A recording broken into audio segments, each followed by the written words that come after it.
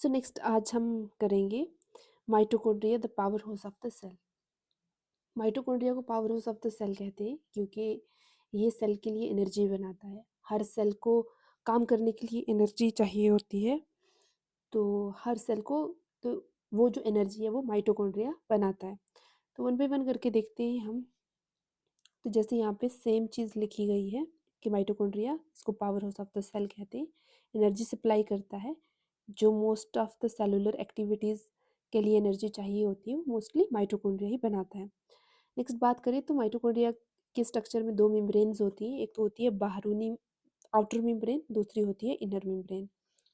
ठीक है, तो अगर हम देखें तो ये है हमारे पास आउटर मेम्ब्रेन, ये जो है, और उसके साथ साथ ये जो अंदर वाली है दिस इज इनर स्पेस, और उसके साथ साथ हमारे पास ये जो है हमारे पास इनर मेम्ब्रेन। इनर मेम्ब्रेन, तो जो क्रिस्टे हैं, ये जो हमारे पास है इसे क्रिस्टे कहा जाता है, ये जो, ठीक है। तो इसके बाहर जो मेम्ब्रेन होती है उसे इनर मेम्ब्रेन कहते हैं। तो आउटर मेम्ब्रेन जो होती है वो स्मूथ होती है और पोरस होती है, मतलब छोटे छोटे पोर्स हमें आउटर मेम्ब्रेन के ऊपर देखने को मिलते हैं। वहीं दूसरी तरफ अगर इनर मेम्ब्रेन की बात करें तो inner membrane finger like projections होती हैं, जैसे ये मैंने आपको बताया, ये फिंगर लाइक प्रोजेक्शंस है।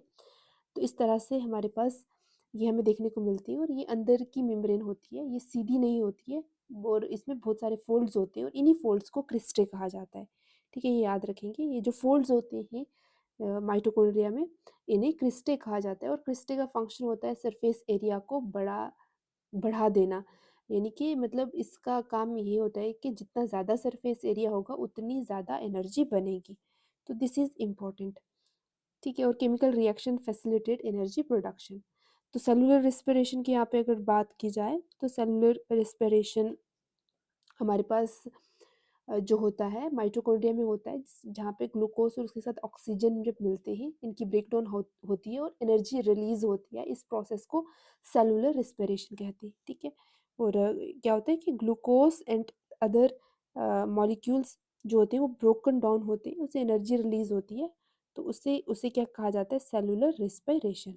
इंपॉर्टेंट है, याद रखना है। नेक्स्ट अगर हम बात करते हैं एटीपी की, एडिनोसाइन ट्राईफॉस्फेट की बात करें तो जो एनर्जी बनती है उसे एटीपी कहते हैं, वो डायरेक्टली यूज नहीं होती है। ठीक है, उसे माइटोकॉन्ड्रिया एटीपी की फॉर्म में स्टोर करता है। एटीपी को energy currency of the cell भी कहा जाता है। अगर आपसे पूछा जाए कि energy currency of the cell क्या है तो आपको बताना है कि वो एटीपी है। जैसे हमारे पास अगर हम एग्जांपल के थ्रू समझने की कोशिश करें तो जैसे हम मार्केट में पैसे यूज करते हैं ना, वैसे ही सेल एनर्जी के लिए एटीपी को यूज करता है। ठीक, तो उसके बाद अगर हम देखें तो नेक्स्ट हमारे पास प्लास्टिड आ जाते हैं। प्लास्टिड को बोला जाता है centre for the food synthesis in plant cell. तो जो भी फूड सिंथेसाइज होता है प्लांट सेल के अंदर वो प्लास्टिड के अंदर होता है। प्लास्टिड सिर्फ और सिर्फ प्लांट सेल में होते हैं। ठीक है, ये याद रखेंगे, प्लास्टिड जो होते हैं वो सिर्फ प्लांट सेल के अंदर होते हैं। प्लास्टिड का फंक्शन अगर देखा जाए तो प्लास्टिड का फंक्शन होता है हमारे पास फूड बनाने में हेल्प करते हैं, फूड को स्टोर करते हैं, और जो रंग होता है ना प्लांट के अंदर जिसे पिगमेंट कहा जाता है, तो पिगमेंट जो होते हैं वो जो रंग प्लांट को जो कोई जो चीज़ देती है वो प्लास्टिड ही होते हैं। ठीक है, तो ये इंपॉर्टेंट हो जाते हैं। तो फंक्शन हमने देखा, उसके बाद हम यहाँ पे देखते हैं प्लांट जो है वो अपना अपनी खुराक खुद बनाते हैं। ठीक है, अपना खाना खुद बनाते हैं, और इस प्रोसेस को फोटोसिंथेसिस कहा जाता है, और ये सनलाइट की प्रेजेंस में सारी चीज़ें होती हैं। एक ग्रीन कलर का पिगमेंट प्रेजेंट होता है जिसे क्लोरोफिल कहा जाता है। क्लोरोप्लास्ट के अंदर ये ग्रीन पिगमेंट होता है, और ये जो होता है सनलाइट को एब्जॉर्ब करता है, और इसी सनलाइट की हेल्प से प्लांट अपना खाना खुद बनाता है। ठीक, उसके बाद अगर हम क्लोरोप्लास्ट के स्ट्रक्चर की बात करें तो क्लोरोप्लास्ट भी माइटोकॉन्ड्रिया की तरह डबल मेम्ब्रेन होता है। ठीक है, ये आप याद रखेंगे, जो क्लोरोप्लास्ट होता है उसके ऊपर भी डबल मेम्ब्रेन होती है। अंदर स्ट्रोमा होता है, उसके साथ साथ एक स्ट्रोमा मतलब होता है कि एक सेमी फ्लूइड तरह की चीज़ होती है, एक सेमी फ्लूइड सब्सटेंस होता है, इसका नाम स्ट्रोमा है। और यह यानी जो मतलब फूड होता है ना वो यहाँ पे हमें स्टोर हुआ दिखता है, मिलता है मतलब। तो उसके साथ साथ अगर हम बात करें तो जैसे यहाँ सेमी फ्लूइड सब्सटेंस जैसे स्ट्रोमा कहते हैं, within the stroma disc shaped एक मेम्ब्रेनस स्ट्रक्चर होता है जिसको क्लोरोफिल कहा जाता है। तो ये जो हमारे पास डिस्क शेप आपको ये जो स्ट्रक्चर्स दिख रहे हैं तो ये हमारे पास क्लोरोप्लास्ट इसे कहा जाएगा। ठीक है, नेक्स्ट अगर हम बात करें फोटोसिंथेसिस की तो बाय देम ड्यूरिंग फोटोसिंथेसिस में क्या होता है कि सनलाइट, वाटर और कार्बन डाइऑक्साइड की प्रेजेंस, कार्बन डाइऑक्साइड जो है ये मिलके ग्लूकोज और ऑक्सीजन बनाते हैं, और ये प्रोसेस क्लोरोप्लास्ट में होता है। क्या होता है कि सनलाइट होता है, ठीक है, सनलाइट सूरज की रोशनी, फिर उसके साथ वाटर मिलेगा, देन कार्बन डाइऑक्साइड, और उसके बाद हमारे पास एक तो ग्लूकोज, एक तो बनेगा ग्लूकोज, और दूसरा हमारे पास बनेगा ऑक्सीजन रिलीज होगा। ठीक है, ये प्रोसेस कहाँ होता है? क्लोरोप्लास्ट के अंदर होता है। फूड स्टोरेज की बात करें, जो शुगर बनती है वो हमारे पास किसकी फॉर्म में होती है? स्टार्च की फॉर्म में होती है। स्टार्च ग्रेन्यूल्स हमें देखने को मिलते हैं। नेक्स्ट बात करें इंटरेस्टिंग सिमिलैरिटी की बात करें, तो बुक में जैसे बताया गया है माइटोकॉन्ड्रिया और प्लास्टिड में दो मेन चीज़ें होती हैं। एक तो इन दोनों में अपना डीएनए होता है और दूसरा राइबोसोम्स होते हैं। इसीलिए ये अपनी कुछ प्रोटीन्स खुद बनाते हैं। ये इंपॉर्टेंट चीज़ें ये आप याद रखेंगे। माइटोकॉन्ड्रिया और प्लास्टिड में कुछ ऐसे फीचर्स हैं जो इन दोनों को एक दूसरे की तरह बनाते हैं। ठीक है, और सिमिलर टू सर्टेन बैक्टीरिया की तरह हमें ये मिलते हैं। ठीक है, प्लास्टिड दोनों में। तो अगर देखा जाए तो हमारे पास साइंटिस्ट मानते हैं कि बहुत पुराने टाइम में ये बैक्टीरिया जैसे इंडिपेंडेंट ऑर्गेनिज्म थे, जो बाद में दूसरे सेल्स के साथ मिलकर उनका हिस्सा बन गए। इस आइडिया को एंडोसिम्बायोटिक थ्योरी भी कहा जाता है। ठीक है, याद रखेंगे, एंडोसिम्बायोटिक थ्योरी इसे कहा जाता है। ठीक है, एंडोसिम्बायोटिक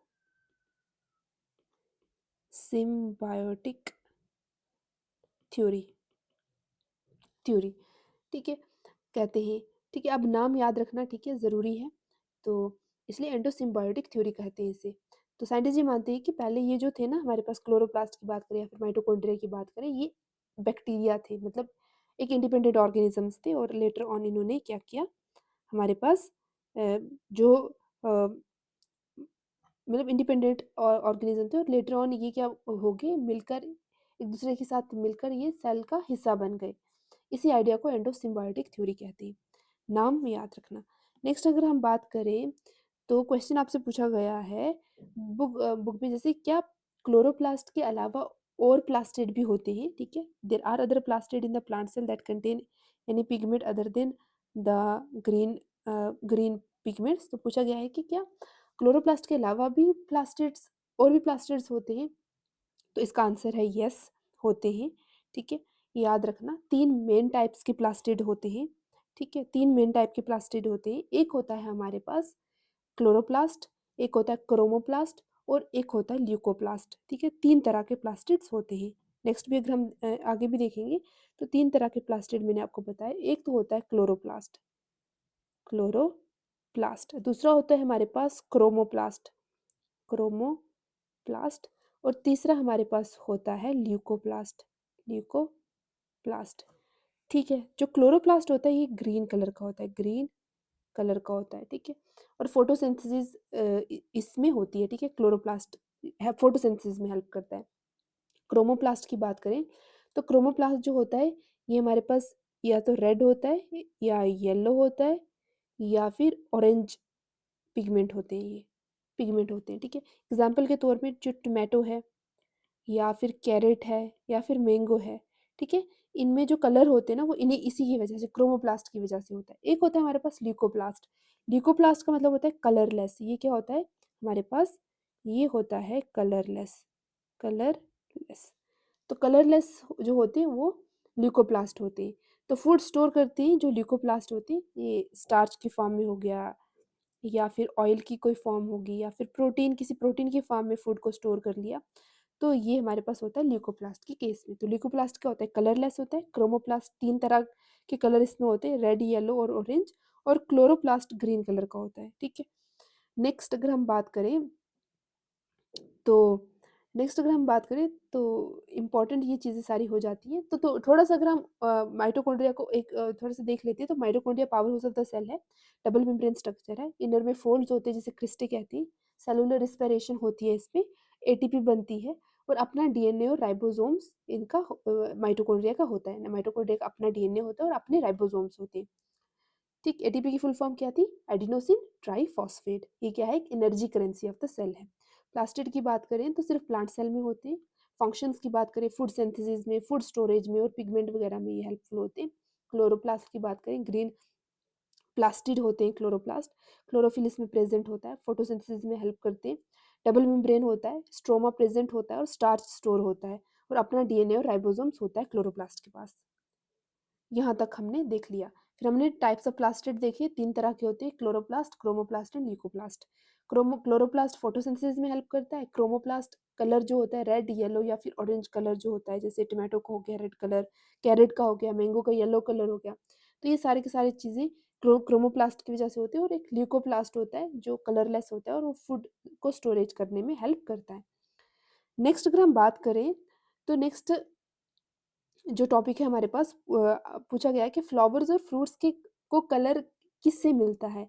ठीक है, क्रोमोप्लास्ट के बारे में ये सारी चीज़ें हैं, तो थोड़ा और डिटेल में हम देख लेते हैं। अभी तो हमने देखा, थोड़ा समराइज किया, अब हम थोड़ा सा डिटेल में और देखते हैं इनको। तो यहाँ पे जैसे पूछा गया है कि आपने पढ़ा कि क्लोरोप्लास्ट जो होता है वो ग्रीन कलर का होता है क्योंकि उसमें क्लोरोफिल होता है। ठीक है, तो क्रोमोप्लास्ट सॉरी जो ये जो हमारे पास क्लोरोप्लास्ट होता है, क्लोरोप्लास्ट में हमारे पास क्लोरोफिल की वजह से जो कलर होता है उसकी वजह से होता है, क्योंकि उसमें क्लोरोफिल होता है क्लोरोप्लास्ट में, लेकिन हर प्लांट ग्रीन नहीं होता है।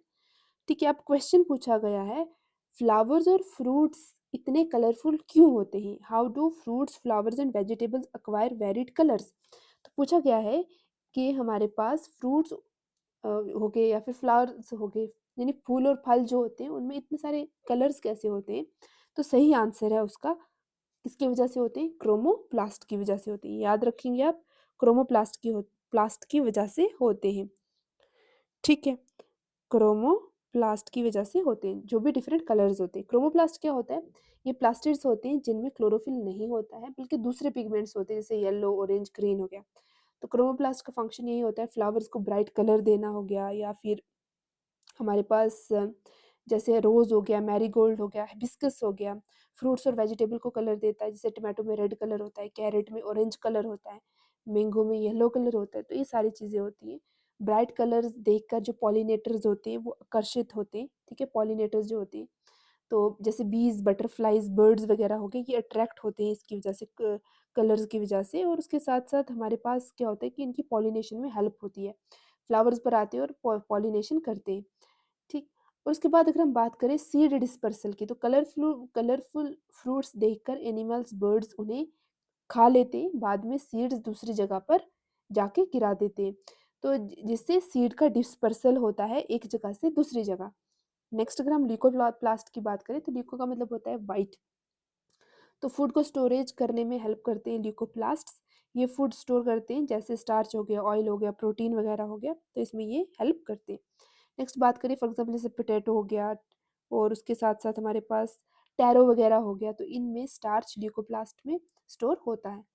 नेक्स्ट अगर हम बात करते हैं वैक्यूल्स के बारे में, तो वैक्यूल्स को कहा जाता है स्टोरेज और the organelle for storage and support, या फिर store tank of the cell भी कहा जाता है वैक्यूल्स को। तो फूड तो प्लास्टिड स्टोर करते हैं, लेकिन जैसे वाटर, मिनरल्स और वेस्ट वगैरह हो गया, वो किस में जाता है, वो जाता है वैक्यूल के अंदर। जैसे लिखा गया है कि प्लास्टिड सच एज क्लोरोप्लास्ट, ये प्लांट को हेल्प करते हैं खाना बनाने में और टेम्परेरली स्टोरेज में भी, जैसे ल्यूकोप्लास्ट हमने देखा। तो दूसरे प्लास्टिड जैसे ल्यूकोप्लास्ट हो गया, वो स्टोर करते हैं खाने को, लेकिन जो वाटर, मिनरल्स और वेस्ट मटेरियल होता है सेल का, वो हमारे पास कहाँ पे जाता है, why do plants look wilted when they do not get enough water. ठीक है, और वैक्यूल क्या होते हैं, वैक्यूल एक सिंगल मेम्ब्रेन बोन्ड ऑर्गेनेली होती है, और प्लांट सेल में यूजुअली एक बहुत बड़ा सेंट्रल वैक्यूल होता है। ठीक है, तो इसमें ये सारी चीज़ें हेल्प होती हैं। पूछा गया कि why do plants look wiltered when they do not get enough water, जब उन्हें सही से पानी नहीं मिलता है वो मुरझाए हुए क्यों लगते हैं।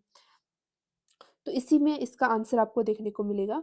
तो अगर देखा जाए, तो मैच्योर प्लांट के अंदर एक बड़ा लार्ज वैक्यूल होता है, जिसे लार्ज सेंट्रल वैक्यूल कहा जाता है। वो एक, उसके इर्द गिर्द एक सिंगल सिलेक्टिवली परमिएबल मेम्ब्रेन होती है।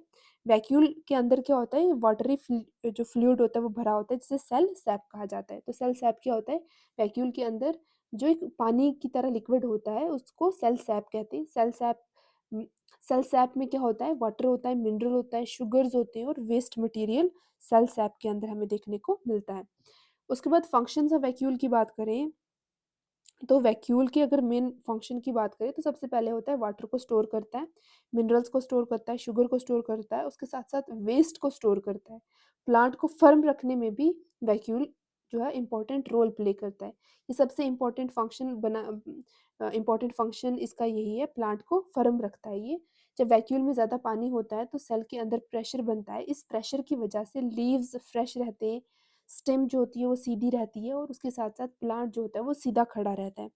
ठीक है, ये सारी चीज़ें हमें देखने को मिलती हैं। अब प्लांट विल्ट का मतलब जैसे मुरझाना जिसे कहते हैं, तो वो क्यों होता है?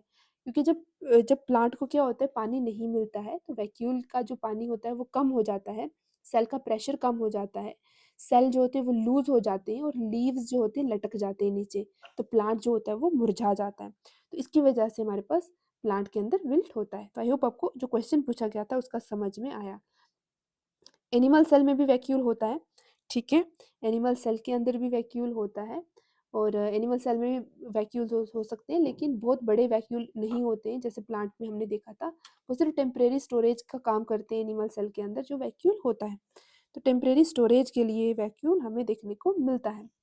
नेक्स्ट अगर हम बात करें तो पोज़ एंड पॉन्डर की यहाँ पे अगर बात करें तो देखते हैं यहाँ पे पूछा गया है कि do white flowers contain any pigment give reasons. पूछा गया है कि जो व्हाइट फ्लावर्स होते हैं क्या उनके अंदर पिगमेंट होता है ना? तो अगर होता है या नहीं होता है तो आपको रीजंस देने हैं, ठीक है? अगर होता है तो क्यों होता है, नहीं होता है तो क्यों नहीं होता है, ठीक है? तो आंसर इसका क्या है? Yes. Do white flowers contain any pigment? Yes. White flowers के अंदर जो होता है हमारे पास पिगमेंट हमें देखने को मिलता है, तो होते हैं, ठीक है। नेक्स्ट अगर हम बात करें तो व्हाइट फ्लावर्स में पिगमेंट होता है लेकिन उनमें कलर पिगमेंट नहीं होता, जैसे रेड येलो ऑरेंज हो गया, बहुत कम या फिर एब्सेंट होता है। व्हाइट कलर इसलिए दिखाई पड़ता है क्योंकि पेटल्स की जो सेल्स होते हैं ना वो लाइट को क्या करते हैं, रिफ्लेक्ट कर देती है और उनका उनका जो स्ट्रॉन्ग पिगमेंट होता है उसे एब्जॉर्ब नहीं करता है, तो इसीलिए वो व्हाइट कलर दिखता है। तो हमारे पास सिंपली अगर कोई चीज़ जो होती है, अगर वो पूरी लाइट को एब्ज़ॉर्ब करती है, ठीक है? तो वो हमें ब्लैक कलर की दिखती है, ठीक है? अगर किसी चीज़ के ऊपर लाइट पड़ती है, अगर वो सारी लाइट एब्ज़ॉर्ब हो जाती है, तो वो हमें ब्लैक कलर की दिखती है। अगर किसी चीज़ के ऊपर लाइट पड़ती है और वो सारी की सारी लाइट जो होती है, वो रिफ्लेक्ट हो जाती है, तो वो चीज़ हमें व्हाइट कलर की दिखती है, ठीक है? व्हाइट कलर की दिखती है। वही फिनोमेना यहाँ पे हमें बताने की कोशिश मैंने आपको की है कि व्हाइट कलर इसलिए दिखता है क्योंकि जो पेटल्स के जो सेल होते हैं ना वो लाइट को रिफ्लेक्ट कर देते हैं और स्ट्रॉन्ग पिगमेंट जो होता है कोई उसमें नहीं हमें देखने को मिलता है, तो इसकी वजह से हमें वो जो वाइट कलर के फ्लावर्स देखने को मिलते हैं। तो इजी आंसर है यस। और वाइट फ्लावर्स में पिगमेंट हो सकता है लेकिन उनमें रंग देने वाले जो पिगमेंट्स होते हैं वो बहुत कम होते हैं या नहीं होते हैं, तो इसीलिए पेटल जो होते हैं वो वाइट दिखाई देते हैं। वो ज़्यादातर लाइट को क्या कर देते हैं, रिफ्लेक्ट कर देते हैं। जब लाइट पूरी रिफ्लेक्ट होती है तो वो चीज़ हमें वाइट कलर की दिखती है। अगर किसी चीज़ के ऊपर लाइट पड़ती है, अगर वो चीज़ लाइट को एब्जॉर्ब करती है तो वो हमें ब्लैक कलर की दिखती है। नेक्स्ट हमें यहाँ पे दिखाया गया है, draw well labelled schematic diagram of a plant or an animal cell using these clues. तो आपको ये बताना है, यहाँ पे एक डायग्राम आपको ड्रॉ करनी है। तो चलो इसे ड्रा करके हम देखते हैं। तो वो आपको ड्रा करनी है और ये क्लूज दिए गए हैं। न्यूक्लियस जो होते हैं वो ऐसा डार्क एंड राउंड होता है, राउंड बॉडी होती है, वो इनसाइड सेल के अंदर होती है। उसके साथ साथ एंडोप्लाज्मिक रेटिकुलम जो होता है वो स्प्रेड होता है like a network of extended nuclear envelope. तो एक्सटेंडेड न्यूक्लियर इनवेल्प से जो होता है एंडोप्लाज्मिक रेटिकुलम निकला होता है। देन माइटोकॉन्ड्रिया और क्लोरोप्लास्ट जो होते हैं वो रॉड शेप के होते हैं। तो ये वाला आपको क्या बनाना है यहाँ पे, एनिमल सेल या फिर प्लांट सेल बनाना है। तो चलो हम बनाते हैं, ठीक है। यहाँ पे कैसे होगा? तो मैं आपको मतलब एज़ सच आप मतलब बहुत ही सिंपलीफाई करके हम मैं बताती हूँ आपको। सिंपल से डायग्राम हम बनाते हैं यहाँ पे। तो सबसे पहले हमारे पास हम ड्रा कर लेते हैं, ठीक है? तो हम ड्रा करते हैं। सबसे पहला है हमारे पास ये ड्रा होगी सेल वॉल, प्लांट सेल हम सबसे पहले बनाएँगे। उसके बाद हम ये आ गई सेल मेम्ब्रेन, ठीक है? उसके साथ-साथ अगर हम बनाएँगे तो उसने कहा था सेंटर में हमारे पास क्या दिखेगा हमें? न्यूक्लियस दिखेगा। ये आ गया न्यूक्लियस। ये आ गया इसके अंदर न्यूक्लियोलस। एंड देन हम देखते हैं कि जो हमारे पास एंडोप्लाज्मिक रेटिक्यूलम है वो यहाँ से एक्सटेंडेड हुआ होता है, तो ये एंडोप्लाज्मिक रेटिक्यूलम हमने बना दिया। माइटोकॉन्ड्रिया जो होती हैं वो छोटी-छोटी ऑर्गेनेलीज़ होती हैं, ये माइटोकॉन्ड्रिया हो गया। क्लोरोप्लास्ट होता है हमारे पास, ठीक है? उसके साथ-साथ प्लांट सेल के अंदर एक बड़ा-सा वैक्यूल होता है, ठीक? और उसके साथ हमारे पास साइटोप्लाज़्म होता है। तो हम चलो इसको करते हैं।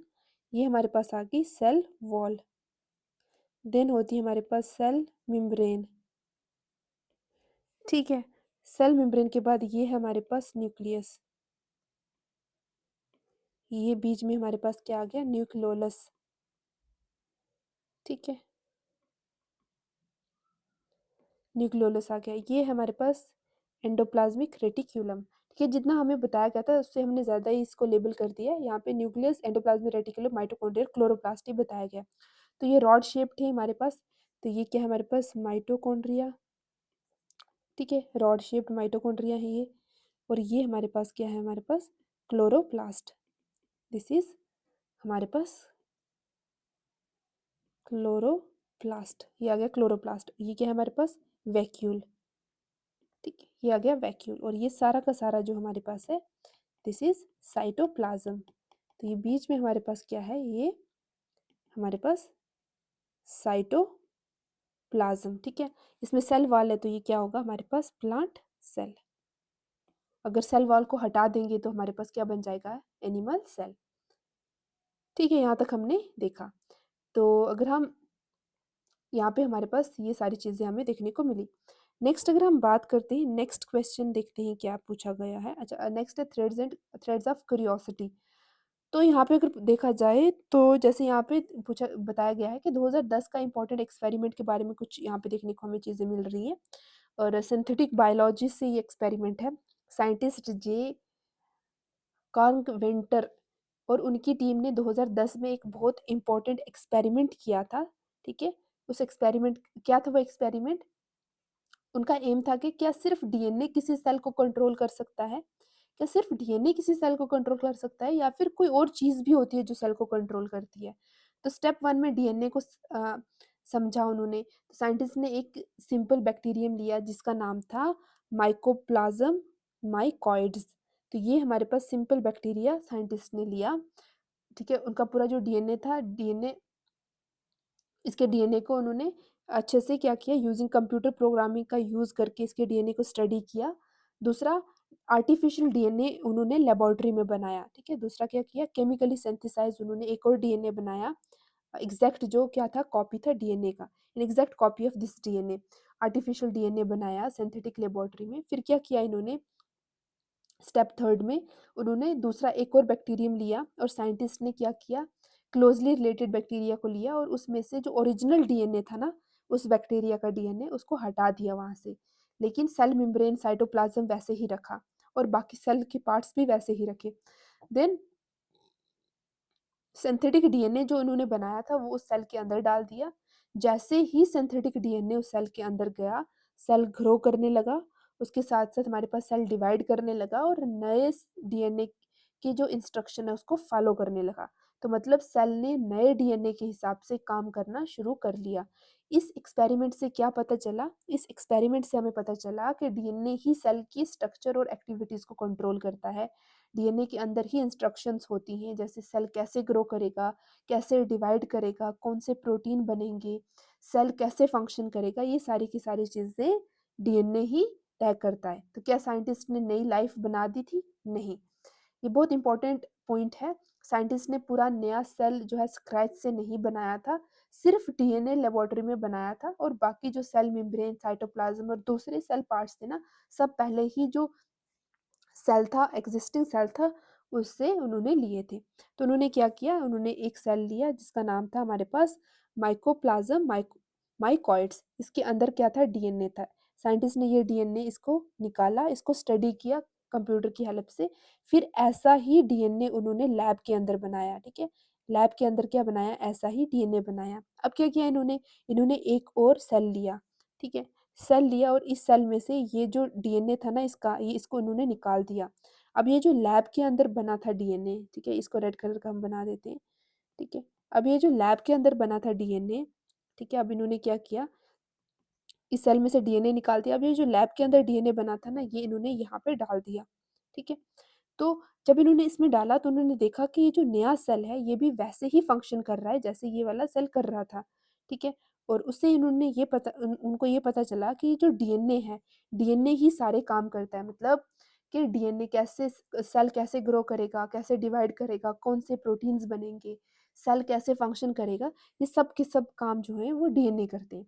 इंपॉर्टेंट चीज़ें इसमें क्या है, क्या साइंटिस्ट ने नई लाइफ बनाई थी? नहीं। मतलब उन्होंने पूरी चीज़ें नई नहीं बनाई, उन्होंने सिर्फ डीएनए को इसमें डाल दिया। बाकी जितना भी पार्ट था, जैसे राइबोसोम होता है, उसके बाद और जो साइटोप्लाज्म वगैरह होता है सेल के अंदर, वो उन्होंने जो नेचुरल सेल था उसी का लिया। ठीक है, आई होप आपको ये समझ में आई चीज़ें। तो क्या साइंटिस्ट ने नई लाइफ बनाई थी? नहीं। ठीक, साइंटिस्ट ने पूरा नया सेल स्क्रैच से, मतलब ज़ीरो से नहीं बनाया था, सिर्फ डीएनए लेबोरेटरी में बनाया था, और बाकी सेल मेम्ब्रेन, साइटोप्लाज्म, दूसरे जो सेल के पार्ट्स थे ना, वो पुराने सेल के ही थे, लिविंग सेल के ही सेल से ही लिए थे। ठीक है। सो जो एक मोबाइल फ़ोन है, मोबाइल की बॉडी जो है वो एक सेल है, ऑपरेटिंग सिस्टम इसका सॉफ्टवेयर है, मतलब डीएनए है। अगर आप पूरा सॉफ्टवेयर हटाकर नया सॉफ्टवेयर इंस्टॉल कर दोगे, तो वही मोबाइल नए सॉफ्टवेयर के हिसाब से काम करेगा। बिल्कुल वैसे ही यहाँ पे इस तरह ये एक्सपेरिमेंट किया गया कि जो नया डीएनए था ना, सेल ने फिर उसी हिसाब से, जो नया डीएनए था उस हिसाब से काम करना शुरू किया। ठीक। उसके बाद एग्ज़ाम के लिए कुछ इम्पोर्टेंट पॉइंट्स हैं, तो कुछ उसके लिए आप थोड़ा-सा, अगर मैं समराइज़ करूँ दोबारा से, 2010 में जे कांक वेंटर और उनकी टीम ने सिंथेटिक बायोलॉजी का एक इम्पोर्टेंट एक्सपेरिमेंट किया। माइकोप्लाज़्म माइकोइड से बैक्टीरियम का डीएनए लेबोरेटरी में आर्टिफिशियली सिंथेसाइज़ किया। सिंथेटिक डीएनए को दूसरे बैक्टीरियम के डीएनए की जगह डाल दिया, और सेल ने नए डीएनए की इंस्ट्रक्शन फॉलो करते हुए फिर उस हिसाब से डिवाइड करना शुरू किया। कंक्लूजन क्या निकला? DNA control the structure and activities of the cell. Scientist ने पूरी नए सेल क्रिएट नहीं किया था, सिर्फ डीएनए सिंथेटिक था, ठीक है। बाकी सेल के जो पार्ट्स थे वो जो लिविंग सेल था ना, जिससे निकाले गए थे, वही थे, इन शॉर्ट। नेक्स्ट अगर हम बात करते हैं, तो नेक्स्ट आपसे ये पूछा गया कि how do normal cell grow and divide. तो सेल कैसे बढ़ते हैं और डिवाइड करते हैं, ये बताना है आपको। तो बोला गया है कि सोचो तुम्हारे हाथ पर चोट का कट लग जाए, ठीक है, कुछ दिन के बाद वो कट जो है वो ठीक हो जाए, तो या फिर बाल गिरते हैं और नए बाल आ जाते हैं, तो ये कैसे होता है? तो ये किसकी वजह से होता है? सेल डिवीजन की वजह से होता है, ठीक है। ये यहाँ पे हमारे पास होता है। तो जैसे यहाँ पे भी दिया गया है कि जब आपकी स्किन को कट लगता है, वो हील हो जाती है खुद ब खुद, या फिर बाल गिरते हैं तो दोबारा आ जाते हैं। तो पूछा गया है कि ये सारी चीज़ें क्यों होती हैं? क्योंकि सेल हमारी बॉडी के अंदर ग्रो भी करते हैं, डिवाइड भी करते हैं। जो पुराने सेल को, डेड सेल को, डैमेज्ड सेल को क्या कर देते हैं? रिप्लेस कर देते हैं, ठीक है। तो ये कैसे होता है? सेल डिवीजन की वजह से होता है। पुराने डैमेज या फिर डेड सेल की जगह नए सेल बन जाते हैं। बॉडी की ग्रोथ कैसे होती है, ये आपको बताना है यहाँ पे, ठीक है। बॉडी की ग्रोथ कैसे होती है? बहुत लोग सोचते हैं कि बॉडी इसलिए ग्रो करती है क्योंकि बढ़ते सेल बड़े हो जाते हैं। ये पूरी तरह से सही चीज़ नहीं है, ठीक है। When our body grows, it is not just because cell बड़े हो जाते हैं। Cell can grow only up to a certain size, but growth happens because cell divide to form new cells. और हमारे पास क्या होता है कि सच में क्या होता है कि सेल एक लिमिट तक ही बड़े होते हैं, ठीक है। उसके बाद वो डिवाइड करते हैं, एक सेल से दो नए सेल बनते हैं। इसी वजह से बॉडी जो होती है ग्रो करती है। बेबी से, छोटे बच्चे से एक बच्चा बनता है, ठीक है। बेबी से बनेगा चाइल्ड, और उसके बाद हमारे पास वो बन जाएगा अडल्ट। अडल्ट, ठीक। तो यहाँ पे हमारे पास जैसे अनियन रूट एक्सपेरिमेंट यहाँ पे किया गया है। तो अनियन रूट एक्सपेरिमेंट की यहाँ पे बात करें, तो साइंटिस्ट ने अनियन की रूट टिप का यूज़ किया है यहाँ पे। क्यों किया है? क्योंकि रूट टिप में सेल्स बहुत तेज़ी से डिवाइड करते हैं, ठीक है। ये जो हमारे पास यहाँ पे टिप है, इसकी इसके जो सेल्स हैं वो बहुत क्या करते हैं? तेज़ी से डिवाइड करते हैं। तो इसलिए ये लिए गए। इसी वजह से सेल डिवीजन आसानी से दिखाई देती है हमें अनियन का जो बल्ब है उसके रूट्स के अंदर। तो उसके बाद एक्सपेरिमेंट का सिंपल था कि अनियन को पानी में रखना है हमने, जैसे यहाँ पे आपको दिखाया गया है, ठीक। तो कुछ दिन के बाद नई रूट्स वहाँ पे उगना शुरू हो जाएंगी, और रूट टिप का जो छोटा सा हिस्सा कट करके केमिकल और स्टेन की मदद से हम क्या करेंगे? माइक्रोस्कोप के नीचे उसे देखेंगे। ये सिंपल एक्सपेरिमेंट था। ठीक है, माइक्रोस्कोप में हमें क्या दिखेगा दिखेगा मतलब ये जो स्टेन है ना, स्टेन हमने किसे करना है, एसिडो कार्माइन जो स्टेन है ये हमने यहाँ पे लगानी है। ठीक, तो सबसे पहले मैंने एक जार लिया, उसके अंदर पानी डाला, ठीक है, उसके ऊपर हमने प्याज रख दिया, ठीक है, और हमने देखा कि रूट्स जो हैं वो कुछ दिन के बाद आ रही हैं, तो हमने मतलब उस सेटअप को 5 से 6 दिन के तक रखा, उसको ऑब्जर्व करते रहे। हमने देखा कि जो है वहाँ पे रूट्स आ गई हैं, फिर हमने 2 टू 3 सेंटीमीटर फ्रेशली ग्रोन जो रूट्स थी उनको कट किया, ठीक है, और उसको हमने एसिटो अल्कोहल के अंदर डाला।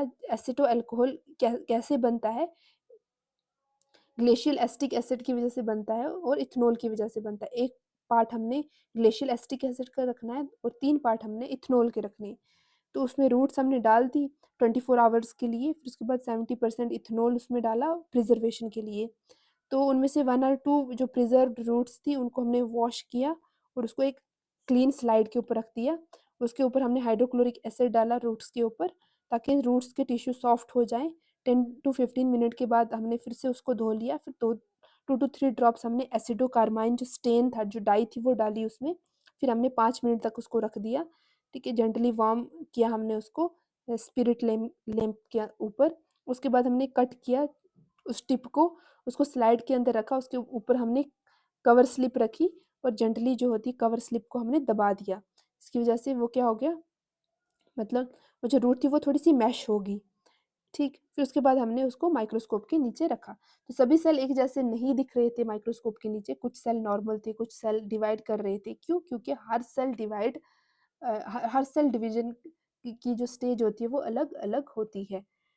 ठीक, ये सारी की सारी चीज़ें हमें देखने को मिली, सेल डिवीजन के बारे में हमें पता चला। तो सेल डिवीजन क्या होता है, दो नए सेल का बनना सेल डिवीजन कहलाता है। तो इस प्रोसेस को सेल डिवीजन कहते हैं, जब सेल एक से दो बनते हैं। ठीक है जी। तो नेक्स्ट अगर हम बात करें, तो जैसे यहाँ पे इस तरह से मतलब कुछ सेल हमें ऐसे दिखे, कुछ ऐसे दिखे, किसी में डिवाइड हो रहे थे सेल्स वगैरह। ठीक है, ये जैसे जेनेटिक मटेरियल यहाँ पे डिवाइड हो रहा है, ठीक है, क्रोमोसोम्स जो होते हैं वो अलग अलग हो रहे हैं और यहाँ पे हमारे पास दो जैसे यहाँ पे हमारे पास दो जो हैं वो एक से दो बन गए। तो इसी तरह से हमारे पास different stages of cell cycle हमें यहाँ पे देखने को मिली। ठीक है, इसी रूट में से हमने ये सारी की सारी चीज़ें देखी यहाँ पे।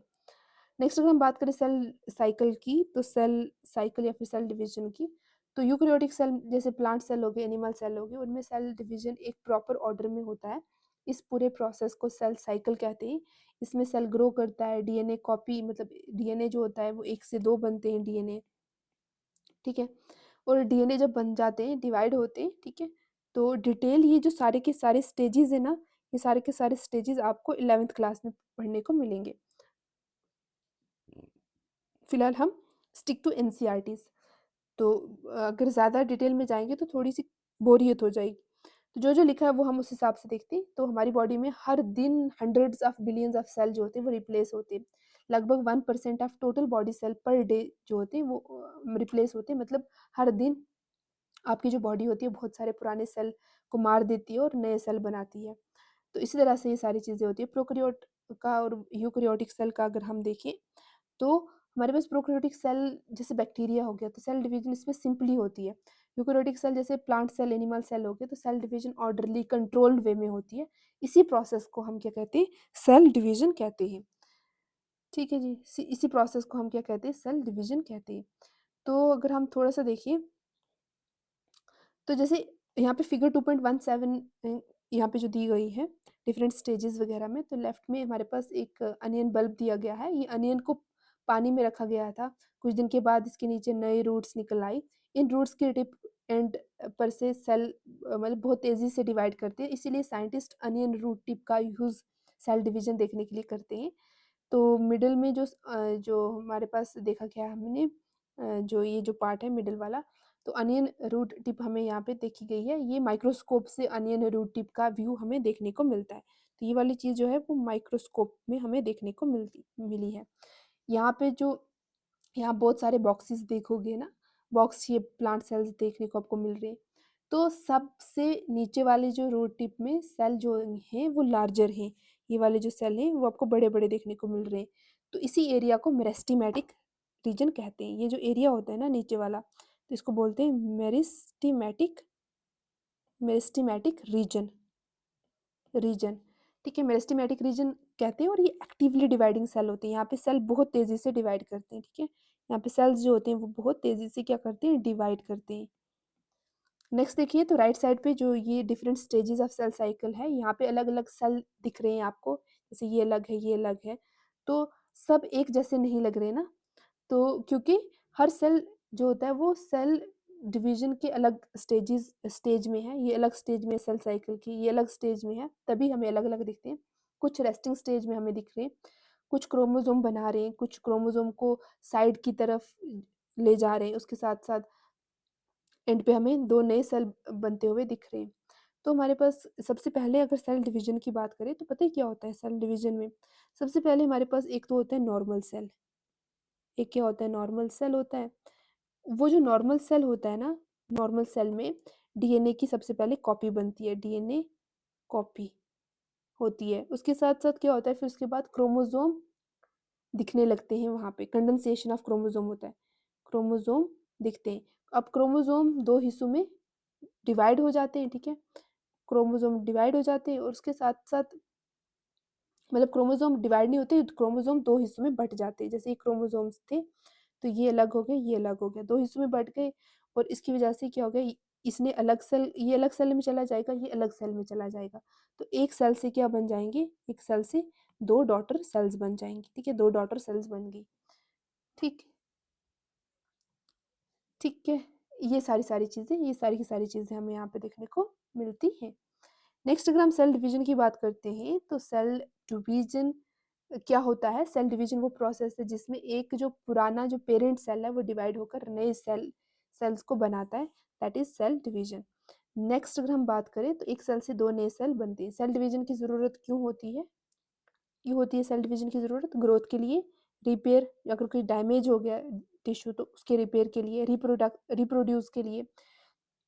तो ग्रोथ की बात करें तो जब कोई छोटा बच्चा बड़ा होता है, अडल्ट बनता है, तो सेल डिवाइड होते रहते हैं। उसी तरह से अगर रिपेयर होना है, अगर स्किन पे कट लग गया कहीं किसी जगह पे, तो नए सेल बनाने होते हैं उस कट को, उस वोंड को हील करने के लिए, उस जख्म को भरने के लिए, उस कट को भरने के लिए। तो रिपेयर में हेल्प करते हैं सेल्स। उसके साथ साथ रिप्लेसमेंट, पुराने या फिर डेड सेल्स की जगह नए सेल आते हैं, जैसे स्किन सेल्स हो गए, ब्लड सेल्स, हेयर सेल वगैरह हो गया। तो ये सारी चीज़ें हमें देखने को मिलती हैं। नेक्स्ट रिप्रोडक्शन की बात करें तो नए ऑर्गेनिज्म बनाने के लिए भी सेल जो होते हैं वो उनका उनका डिवाइड होना ज़रूरी होता है। नेक्स्ट अगर हम बात करें तो सेल डिवीजन की दो मेन टाइप्स है, एक है माइटोसिस, दूसरा है मियोसिस। माइटोसिस की बात करें तो बॉडी सेल में जो डिवीजन होती है वो माइटोसिस के थ्रू होती है। Mitosis is important for normal growth, repair, maintenance और एसेक्सुअल रिप्रोडक्शन के लिए हमारे पास माइटोसिस होती है। दूसरी तरफ अगर हम बात करें मियोसिस की, तो मियोसिस जो होती है रिप्रोडक्टिव सेल में होती है, जो जैसे हमारे पास एग हो गया, स्पर्म हो गया, ठीक है, इनमें हमारे पास क्या होता है, मियोसिस होती है। ठीक है, एग और सेल में। तो सेक्सुअल रिप्रोडक्शन के लिए या फिर जेनेटिक डाइवर्सिटी के लिए मियोसिस जो होता है वो इम्पोर्टेंट हो जाता है। तो दो तरह के सेल डिवीजन होते हैं, माइटोसिस, दूसरा होता है मियोसिस। तो बुक में सबसे पहले माइटोसिस आपको बताया गया है। तो माइटोसिस क्या होता है, माइटोसिस एक ऐसा सेल डिवीजन है जिसमें पेरेंट सेल दो एग्जैक्टली सेम डॉटर सेल में डिवाइड हो जाते हैं, तो that is known as mitosis. Exactly same daughter cell बनाते हैं। ठीक है, फॉर एग्जांपल जैसे आपकी बॉडी में स्किन सेल्स होते हैं, मसल सेल, लिवर सेल होते हैं, तो सब माइटोसिस से बनते हैं, मतलब एक जैसे सेल हमें देखने को मिलते हैं। ठीक है, नेक्स्ट अगर हम बात करते हैं तो ह्यूमन लाइफ का स्टार्ट, हर इंसान की लाइफ स्टार्ट होती है एक फर्टिलाइज्ड एग से। ठीक है, एक फर्टिलाइज्ड एग से क्या होती है, ह्यूमन की लाइफ जो है वो स्टार्ट होती है। एक फर्टिलाइज्ड एग जो जाइगोट बनाता है, ये सिर्फ एक सेल का होता है, फिर एक से दो सेल बनते हैं, दो से चार बनते हैं, चार से आठ बनते हैं, आठ से 16 बनते हैं, 16 से 32 सेल बनते हैं।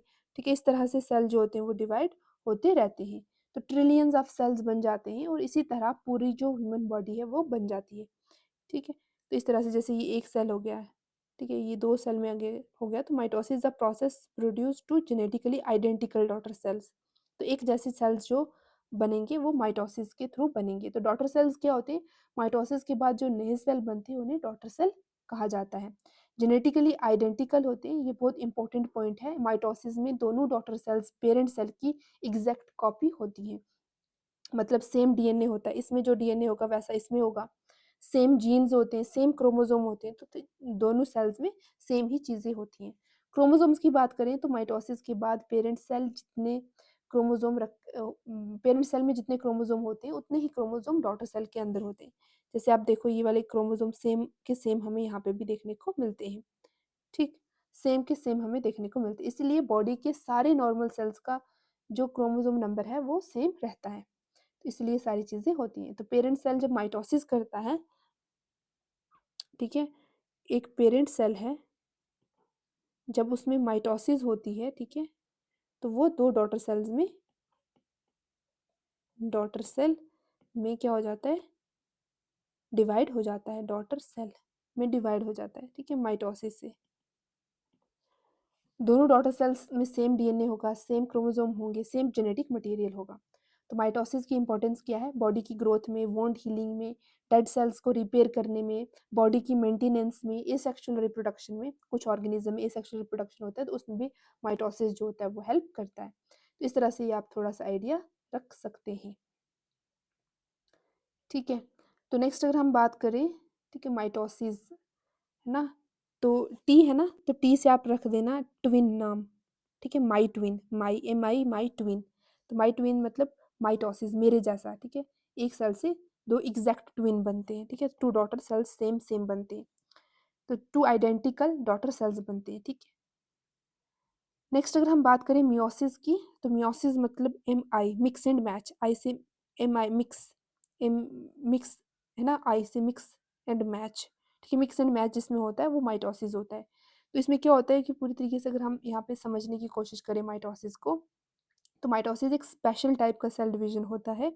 ये सिर्फ और सिर्फ रिप्रोडक्टिव ऑर्गेन्स में हमें देखने को मिलता है, और जैसे जो गैमेट्स वगैरह होते हैं ना, सेक्स सेल्स होते हैं, उनमें हमें देखने को मिलता है। गैमेट्स क्या होते हैं, गैमेट्स वो सेल्स होते हैं जो फर्टिलाइजेशन में हिस्सा लेते हैं, ठीक है, जो किस में हेल्प करते हैं, फर्टिलाइजेशन में हिस्सा लेते हैं। तो मेल गैमेट में हमारे पास स्पर्म आते हैं और फीमेल गैमेट में हमारे पास जो होते हैं एग आता है, जिसको ओवम भी कहा जाता है, ठीक है, ये दोनों चीज़ें हमारे पास आती हैं। तो मेल में हमारे पास क्या होता है, स्पर्म, और फीमेल में हमारे पास होता है एग या फिर ओवम, ठीक। तो मियोसिस कहाँ होता है, ह्यूमन मेल में टेस्टिस में होता है, मियोसिस होता है, और उसके साथ साथ अगर फीमेल की बात करें तो ओवरीज में हमें मियोसिस देखने को मिलता है, कि मेल में स्पर्म्स बनते हैं और ओवरीज में हमारे पास एग हमें बनते हुए दिखते हैं। तो ये सारी चीज़ें होती हैं। नेक्स्ट अगर हम बात करें, प्लांट सेल में मेल पार्ट जो होता है उसको एंथर कहा जाता है, और जो हमारे पास फीमेल पार्ट होता है उसे ओवरी कहा जाता है। तो ये एनिमल्स में हमने ये देख लिया, ठीक है। तो प्लांट्स की बात करें तो उसमें जो मेल पार्ट होता है प्लांट सेल के अंदर, मेल पार्ट को एंथर बोलते हैं, ANTHER एंथर, और फीमेल पार्ट को क्या बोलते हैं, ओवरी, फीमेल पार्ट को बोलते हैं ओवरी, ठीक है। अगर हम टेस्टिस में मियोसिस होती है, स्पर्म बनते हैं, उस तरह से फीमेल में ओवरीज होती हैं। एनिमल्स अगर ह्यूमंस की बात करें, ओवरीज होती है, ओवरीज में मियोसिस होती है और एग सेल बनते हैं। उस तरह से प्लांट में मैंने बताया आपको, मेल पार्ट को एंथर बोलते हैं, पोलन ग्रेन बनाता है जो, और बाद में पोलन जो होते हैं मतलब ये स्पर्म सेल की तरह होते हैं, ठीक है। अगर हम उसको कंपेयर करें तो फीमेल पार्ट जो होता है वो ओवरी होता है, तो एग सेल्स जिसमें जो एग सेल होता है। मियोसिस का पर्पस यही होता है कि सेक्सुअल रिप्रोडक्शन और जेनेटिक डाइवर्सिटी को मेंटेन रखना, ठीक। In animal cell including humans, meiosis occurs only in cells, testis में होते हैं मेल के अंदर और ओवरीज फीमेल के अंदर। उसी तरह से प्लांट सेल का इन्होंने बताया, एंथर होता है मेल पार्ट और ओवरीज होते हैं फीमेल पार्ट, ठीक है। उस तरह से हमारे पास मियोसिस का मेन पर्पस होता है सेक्सुअल रिप्रोडक्शन में और जेनेटिक डाइवर्सिटी में। बच्चे अपने पेरेंट जैसे दिखते हैं लेकिन 100% सेम नहीं होते, हर चाइल्ड यूनिक होता है। अब जैसे मेरे कुछ फीचर्स, जैसे आप में से किसी के फीचर्स आपकी मम्मा की तरह मिलेंगे, आपके कुछ फीचर जो है पापा की तरह मिलेंगे। आप 100% ना तो आपकी मम्मा की तरह हो ना अपने पापा की तरह हो, तो ये जो वेरिएशन आता है ना, ये मियोसिस की वजह से आता है, ठीक। तो मियोसिस में क्या होता है कि एक पेरेंट सेल होता है जो हमारे पास क्या करता है, डिवाइड होता है और फर्स्ट डिवीजन में हमारे पास 2 डॉटर सेल्स बनते हैं। सबसे इम्पोर्टेंट बात यही है कि क्रोमोसोम नंबर जो होता है वो हाफ हो जाता है, ठीक? जैसे ये है हमारे पास पेरेंट सेल, ठीक? तो पेरेंट सेल यहाँ पे 2 में डिवाइड हो गया। फिर ये जो हमारे पास जेनेटिक मटेरियल थी ना, अब देखो एक आर्म जो है इसमें आ गई, दूसरी आर्म इसमें आ गई। उसी तरह से एक आर्म इसमें आ गई, दूसरी आर्म जो है वो इसमें आ गई। तो इस तरह से ये क्या हो गया, हाफ हो गया। तो यहाँ पे क्या हो जाती है, क्रोमोसोम हाफ हो जाते हैं। और सेकंड डिवीजन में हमारे पास क्या होता है, इस सेकंड डिवीजन में ये दोनों सेल फिर से डिवाइड होते हैं और 4 डॉटर सेल्स ये क्या करते हैं, बनाते हैं। तो इनमें से हमारे पास क्या बनते हैं, एंड पे 4 डॉटर सेल्स बनती हैं। ये हमारे पास आ गई 4 डॉटर सेल्स। फाइनल रिजल्ट, एक पेरेंट से 4 डॉटर सेल्स बनती हैं, ठीक है? एक पेरेंट से हमारे पास 4 डॉटर सेल्स क्या होती है, बन जाती हैं। और during fertilisation when gametes forms two individuals combine, तो इस तरह से हमारे पास ये सारी चीज़ें देखने को मिलती है। और प्रोसेस इन डिटेल चैप्टर 11 में हम इसको और डिटेल में पढ़ेंगे, ठीक है? फिलहाल आपको थोड़ा सा बेसिक आइडिया होना चाहिए। नेक्स्ट अगर हम बात करते हैं क्रोमोसोम नंबर हाफ क्यों होते हैं, ये बहुत इंपॉर्टेंट क्वेश्चन है। सोचो बॉडी सेल में 46 क्रोमोसोम होते हैं। अगर स्पर्म में भी 46 क्रोमोसोम होंगे, एग में भी 46 क्रोमोसोम होंगे, तो बेबी में के अंदर क्या हो जाएंगे, 92 क्रोमोसोम आ जाएंगे। तो इसीलिए मियोसिस में हाफ करना पड़ता है, ठीक है? 23 जो है वो एक पेरेंट से आएंगे, 23 दूसरे पेरेंट से आएंगे, और ये दोनों मिलके 46 क्रोमोसोम जो होते हैं वो नॉर्मली बनाएंगे, जो जिससे नॉर्मल इंडिविजुअल जो होगा वो बनेगा, ठीक है? पूरी डिटेल में जो चैप्टर 11 है उसमें इसको पढ़ेंगे। नेक्स्ट अगर हम बात करें फर्टिलाइजेशन की बात करें, तो स्पर्म, एग और जाइगोट वगैरह बनता है। तो ये सारी की सारी चीज़ें हमें देखने को मिलती हैं। तो अभी तक हमने क्या पढ़ा, थोड़ा सा अगर इसको मैं समराइज़ कर दूं, तो थोड़ा सा समराइज़ करते हैं। तो मियोसिस, माइटोसिस वर्सेस मियोसिस, ठीक? माइटोसिस और मियोसिस का हम डिफरेंस देखते हैं। सबसे पहले बॉडी सेल्स की बात करते हैं। तो माइटोसिस कहाँ पे होता है, बॉडी सेल्स के अंदर, ठीक है? बॉडी सेल्स के अंदर क्या होता है, माइटोसिस। मियोसिस कहाँ पे होता है, रिप्रोडक्टिव सेल्स के अंदर, ठीक? माइटोसिस किस में हेल्प करता है, ग्रोथ और रिपेयर में। उसी तरह से मियोसिस किस में हेल्प करता है, सेक्सुअल रिप्रोडक्शन में, ठीक है? एक ही डिवीजन इसमें होती है, 1 डिवीजन। इसमें कितनी डिवीजन्स होती हैं, 2 डिवीजन्स होती हैं। इसमें कितने डॉटर सेल्स बनते हैं, 2 डॉटर सेल्स। और इसमें हमारे पास कितने बनते हैं, 4 डॉटर सेल्स। इसमें हमारे पास कितने सेल्स बनेंगे, 4 डॉटर सेल्स बनेंगे। नेक्स्ट अगर हम बात करते हैं क्रोमोसोम नंबर, तो क्रोमोसोम नंबर यहाँ पे क्या रहता है, सेम रहता है। क्रोमोसोम नंबर जो होता है वो सेम रहता है, और यहाँ पे क्रोमोसोम नंबर क्या हो जाता है, हाफ हो जाता है, ठीक है? इसमें जो होते हैं आइडेंटिकल सेल्स होते हैं, और इसमें डिफरेंट सेल्स होते हैं, ठीक है? वेरिएशन आती है इसमें। तो ये कुछ इंपॉर्टेंट और बेसिक चीज़ें जिसका आपको थोड़ा सा ध्यान रखना है, ठीक है? नेक्स्ट हम और भी डिटेल में पढ़ेंगे इन सारी चीज़ों को। तो ये चीज़ें इंपॉर्टेंट हो जाती हैं, ठीक? तो एग्ज़ाम के लिए कुछ इंपॉर्टेंट पॉइंट्स अगर मैं आपको बताऊँ मियोसिस के बारे में, तो स्पेशल टाइप की सेल डिवीजन होती है, सिर्फ रिप्रोडक्टिव ऑर्गन्स में होती है। मतलब रिप्रोडक्टिव ऑर्गन्स मीन्स कि गैमेट्स में होती है, जैसे स्पर्म और एग सेल जिससे बनते हैं। प्लांट सेल जो होते हैं, सॉरी पेरेंट सेल जो होता है वो 2 बार डिवाइड होता है, और 4 डॉटर सेल्स इसमें बनते हैं, और हर डॉटर सेल में हाफ क्रोमोसोम नंबर होता है। और सेक्सुअल रिप्रोडक्शन और जेनेटिक डाइवर्सिटी के लिए ये चीज़ें इंपॉर्टेंट हो जाती हैं, तो इसलिए इनका बेसिक आइडिया आपके पास होना चाहिए। नेक्स्ट हम ये थोड़ा देख लेते हैं, मीटा साइंटिस्ट है ना, तो जो अरुण कुमार शर्मा है, एक बहुत मशहूर इंडियन बोटेनिस्ट हैं ये, ठीक? बोटेनिस्ट हैं, ठीक है? मतलब प्लांट साइंटिस्ट है, प्लांट की स्टडी करने वाले एक साइंटिस्ट है, तो that is why it is known as botanist. Botany plants की स्टडी को कहते हैं, तो बोटेनिस्ट वहाँ से नाम ये डिराइव हुआ है। तो उन्होंने क्रोमोसोम्स और प्लांट्स पर बहुत इंपॉर्टेंट रिसर्च की। उनका काम था, उनका कॉन्ट्रीब्यूशन क्या था अगर देखें, तो उनका कॉन्ट्रीब्यूशन था प्लांट टेक्सोनॉमी में। अब टेक्सोनॉमी का मतलब क्या होता है, टेक्सोनॉमी का मतलब होता है प्लांट को आइडेंटिफाई करना, उन्हें नाम देना और क्लासीफाई करना, that is known as plant taxonomy. ठीक है। उसी तरह से एवोल्यूशन पे इन्होंने काम किया। तो एवोल्यूशन का मतलब होता है उन्होंने स्टडी किया कि प्लांट्स टाइम के साथ साथ कैसे बदलते गए, कैसे इवॉल्व होते गए। उसके साथ साथ इन्होंने प्लांट डेवलपमेंट पे भी काम किया। प्लांट्स की जो ग्रोथ होती है या फिर डेवलपमेंट कैसे होती है, इस पर भी इन्होंने रिसर्च की। क्रोमोसोम की बात करें तो क्रोमोसोम की स्टडी उन्होंने लेबॉर्ट्री में क्रोमोसोम को देखने और स्टडी करने के लिए कई यूज़फुल मेथड्स डेवलप किए। इन मेथड्स की वजह से साइंटिस्ट को प्लांट क्रोमोसोम को समझना और रिसर्च करने में आसानी हुई। तो इनके कॉन्ट्रीब्यूशंस थे। ठीक है। अवार्ड्स की बात करें तो अपने आउटस्टैंडिंग कॉन्ट्रीब्यूशन के लिए उन्हें इंडिया के बहुत सारे अवार्ड्स मिले, जैसे शांति स्वरूप भारत नगर अवार्ड मिला। उसके बाद हमारे पास शांति स्वरूप भटनागर अवार्ड और पद्म भूषण अवार्ड मिला। ये भी इम्पोर्टेंट अवार्ड होते हैं। ठीक है। तो ये आप थोड़ा सा आइडिया याद रखेंगे। तो ये अवार्ड साइंस और मतलब साइंस की श्रेणी में इन्हें दिए गए। ठीक है। इनके योगदान को सराहा गया। ठीक है। इनके योगदान को रिकॉग्नाइज किया गया। तो सिंपली अरुण कुमार शर्मा एक फेमस इंडियन बोटेनिस्ट है। उन्होंने क्रोमोसोम पर इंपॉर्टेंट रिसर्च की।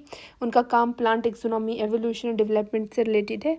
उन्होंने क्रोमोसोम की स्टडी के लिए लैब टेक्निक्स डेवलप की। उन्हें शांति स्वरूप भटनागर प्राइज़ दिया गया और पद्म भूषण से सम्मानित किया गया उन्हें। ठीक है। ये चीज़ें इंपॉर्टेंट हो जाती है। तो अरुण कुमार शर्मा नाम याद रखेंगे आप। अब ब्रिजिंग साइंस एंड सोसाइटी की यहाँ पे थोड़ी सी बात कर लेते हैं। तो ब्रिजिंग साइंस एंड सोसाइटी की बात करें तो सेल कल्चर क्या होता है। तो यहाँ पे आपको बताना है कि सेल कल्चर के बारे में आपसे पूछा गया। तो scientist have developed methods to grow plants and animals outside human body. तो यहाँ पे हमें देखना है कि जो प्लांट और एनिमल सेल्स है ना, उन्हें ह्यूमन बॉडी या फिर प्लांट बॉडी के बाहर भी उन्होंने ग्रो करवाया साइंटिस्ट ने। ठीक है। किस में करवाया? सेल कल्चर के अंदर करवाया। तो सेल कल्चर क्या होता है इसके बारे में हम देखते हैं। तो साइंटिस्ट ने ऐसे टेक्निक्स डेवलप की हैं जिसमें प्लांट या फिर एनिमल सेल को बॉडी से बाहर लेबॉर्ट्री में ग्रो कराया जा सकता है। इस टेक्निक को सेल कल्चर कहते हैं। सेल कल्चर में सेल को लेबॉर्ट्री में स्पेशल कंडीशन में ग्रो और मल्टीप्लाई करवाया जाता है। तो लैब के अंदर, लेबॉर्ट्री के अंदर अगर कल्चर करवाया जाए तो उसको सेल कल्चर कहते हैं। मतलब सेल को क्या किया जाए, सेल को बनाया जाए तो उसको कहते हैं, मतलब मल्टीप्लाई करवाया जाए। तो सेल को लेबॉर्ट्री में स्पेशल कंडीशन में ग्रो या फिर मल्टीप्लाई कराना, इस प्रोसेस को सेल कल्चर कहते हैं।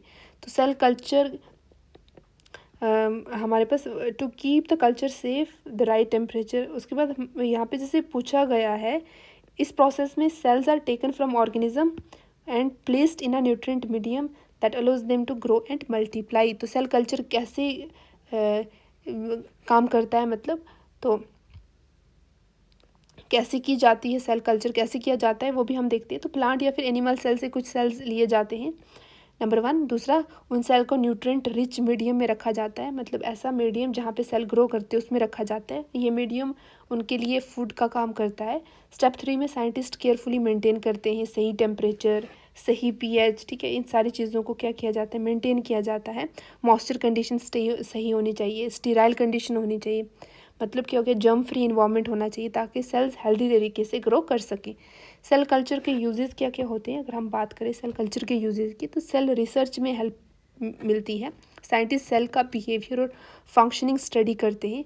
मेडिसिन में हेल्प मिलती है इन सारी चीज़ों की वजह से। उसके साथ साथ वैक्सीन्स डेवलप और प्रोड्यूस करने में हेल्प मिलती है। उसके साथ बायोकेमिकल्स वगैरह जो होते हैं, यूज़फुल केमिकल्स बनाने के लिए हम सेल कल्चर का यूज़ करते हैं। और फूड इंडस्ट्री है ना, कुछ फूड प्रोडक्ट्स और बायोटेक्नोलॉजी यूज़ करके हम कुछ फूड प्रोडक्ट्स को बनाते हैं, लेते हैं।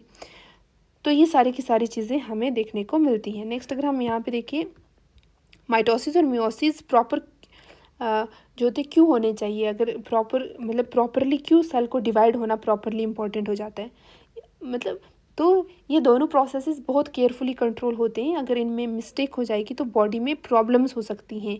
ठीक है। अगर हम एरर्स इन माइटोसिस की बात करें, ठीक है, एरर इन माइटोसिस की बात करें, ठीक है, सबसे पहले तो जब माइटोसिस में एरर हो जाएगा, जब गलती हो जाएगी तो सेल कंट्रोल के बिना डिवाइड करने लगेंगे। तो उसकी वजह से ट्यूमर्स बन सकते हैं वहाँ पे सेल के अंदर, या फिर एबनॉर्मल तरीके से क्रोमोसोम जो होते हैं वो बन जाएंगे, जैसे एक्स्ट्रा सेल या फिर एबनॉर्मल सेल बन जाएंगे।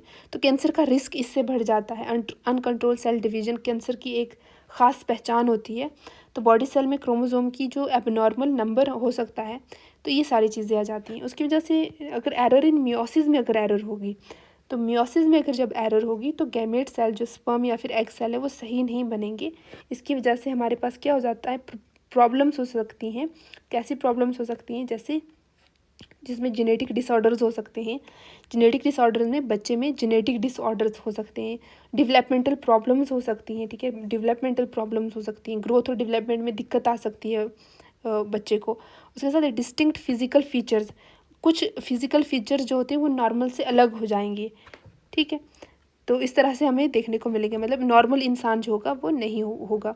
अर्ली प्रेगनेंसी जो होगी वो लॉस हो जाएगी, मतलब प्रेगनेंसी शुरू होने से पहले ही जो है वो लॉस हो जाएगी, ठीक है। उसके साथ रिड्यूस्ड फर्टिलिटी की बात करें, स्पर्म या फिर एग की क्वालिटी इफेक्ट हो सकती है और इसकी वजह से फर्टिलिटी जो होगी वो कम हो जाएगी, फर्टिलिटी कम हो जाएगी और लेटर ऑन ये सारी की सारी दिक्कत आएंगी। तो जब माइटोसिस में एरर होगा तो ट्यूमर्स बनेंगे, एबनॉर्मल नंबर ऑफ क्रोमोसोम्स जो होंगे बॉडी सेल्स के अंदर बनाएंगे। जब मियोसिस में एरर होगा तो जेनेटिक जो हमारे पास डिसऑर्डर्स हैं वो हमें देखने को मिलेंगे। तो जेनेटिक डिसऑर्डर्स हमें देखने को मिलेंगे। नेक्स्ट अगर हम बात करते हैं तो नेक्स्ट है हमारे पास पोज एंड पॉन्डर। तो यस दिस ये देख लेते हैं। तो पोज एंड पॉन्डर यहाँ पे क्या पूछा गया है, instead of many small ones why does a cell not have a single giant mitochondrion, how does this relate to the concept of surface area. तो पूछा गया है कि सेल में एक बड़ा माइटोकॉन्ड्रिया होने के बजाय बहुत सारे छोटे छोटे माइटोकॉन्ड्रिया क्यों होते हैं ना, जायज़ क्वेश्चन है ना। तो how does the relate the concept of surface area, तो सरफेस एरिया के साथ कैसे रिलेटेड है, तो आप बताओ। तो इसका मेन आंसर अगर मैं आपको दूं तो छोटे माइटोकॉन्ड्रिया मिलकर ज़्यादा टोटल सरफेस एरिया देते हैं। इनर मेम्ब्रेन की जो फोल्ड होते हैं ना, जिसे क्रिस्टे कहते हैं, उन पर एटीपी जो है वो बनता है, ठीक है, उन पे क्या बनता है, एटीपी बनता है, ठीक है। तो उसकी वजह से हमारे पास ये सारी चीज़ें हमें देखने को मिलती हैं। तो ये सारी की सारी चीज़ें जब हमें देखने को मिलती हैं तो हमारे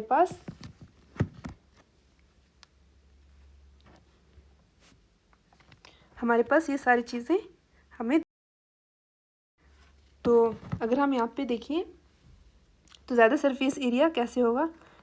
फॉर एग्ज़ाम्पल कहते हैं कि एक अगर सेल है, सेल में ये न्यूक्लियस बनाया, तो कहते हैं कि बड़ा माइटोकॉन्ड्रिया क्यों नहीं होता, उसके बजाय सेल के अंदर छोटे छोटे माइटोकॉन्ड्रिया क्यों होते हैं, ठीक है। ये छोटे छोटे माइटोकॉन्ड्रिया मैंने बना दिए, ठीक है, ये छोटे छोटे माइटोकॉन्ड्रिया बना दिए। तो माइटोकॉन्ड्रिया कैसे होते हैं, मैंने आपको पहले भी बना के बताए थे। इस तरह से फोल्डिंग होती है इनमें, ठीक है। जितनी ज़्यादा ये फोल्डिंग होगी ना उतनी ज़्यादा क्या होगा, सरफेस एरिया होगा। तो इसी फोल्डिंग में हमारे पास क्या बनते हैं, एटीपी बनते हैं, जिसे एनर्जी करेंसी कहा जाता है। तो छोटे माइटोकॉन्ड्रिया मिलकर ज़्यादा टोटल सरफेस एरिया देते हैं। तो इनर मेम्ब्रेन के फोल्ड जिसे क्रिस्टे कहते हैं उन पे एटीपी बनती है। तो जितना ज़्यादा सरफेस एरिया होगा उतने ज़्यादा एटीपी बनेंगे। रीज़न दूसरा क्या है कि एनर्जी हर जगह पहुंचनी चाहिए। अगर सिर्फ एक बड़ा माइटोकॉन्ड्रिया होगा तो सेल के कुछ हिस्सों तक एनर्जी नहीं पहुंच पाएगी। अगर माइटोकॉन्ड्रिया यहाँ पे ही होगा तो फॉर एग्जांपल जैसे यहीं पे ही एनर्जी होगी तो सेल के इस हिस्से में एनर्जी तो होगी नहीं। तो बहुत सारे माइटोकॉन्ड्रिया सेल के अलग अलग पार्ट्स में रहते हैं, तो जहाँ पे ज़रूरत होती है वहाँ पे ये क्या करते हैं, एनर्जी देते हैं, ठीक है, वहाँ पे क्या करते हैं, एनर्जी को देते हैं। तो इस तरह से हमारे पास ये होते हैं। तो cell has many small mitochondria instead of one giant mitochondria because many small mitochondria provide a large total surface area for cellular respiration and ATP production. They can also distribute energy effectively throughout the cell.